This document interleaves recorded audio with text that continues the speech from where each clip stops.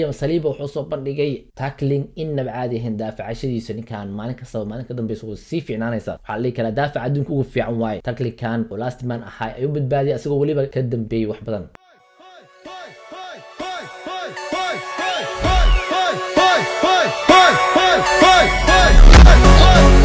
سيفكي ugu fiicnaa David Raya badbaadiyay Watkins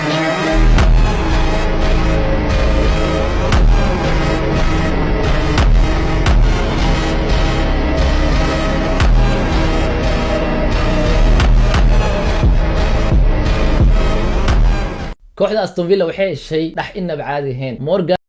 inaba caadi maaha ninkan dhaxda dhan wuu qabsaday ciyaartii Arsenal la ciyaarayeen Rice Partey daafacayaashii wax way ka qaban waayeen xoogiisa kubadda soo jiidanaya soo qaadana inaba caadi maaha dhaxda dhan asaga hay ninkaas koox badan ayaa fiirsan doono sidoo kale waxaa jirta dhaleeco loo soo gudbinayo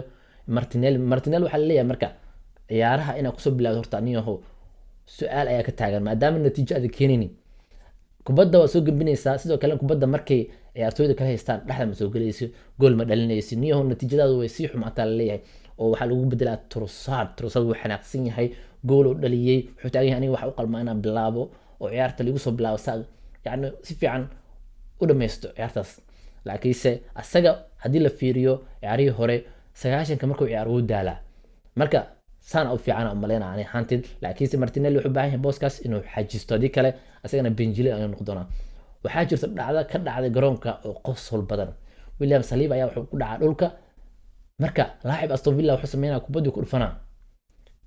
kubadda markuu ku dhufta xabadka waxa arkay Ben White alaabtan way ugu baxdaaba kubaddu qabsana asagana